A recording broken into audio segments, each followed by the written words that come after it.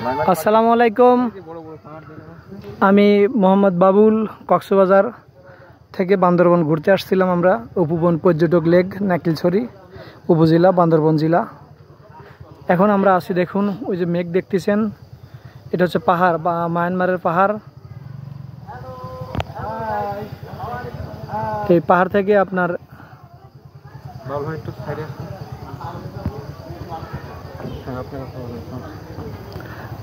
থেকে আপনার ঝর্ণা পড়ে।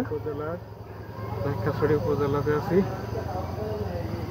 আমরা, দেখতে পাচ্ছি মায়ানমারের সীমান্ত। 850 ফুট উপরে আছি ভূপৃষ্ঠ থেকে। বান্দরবনের প্রাকৃতিক সৌন্দর্য প্লাস মায়ানমারের প্রাকৃতিক সৌন্দর্য উপভোগ করেন। বন্ধুগণ, আপনারা যে যেখান থেকে দেখতেছেন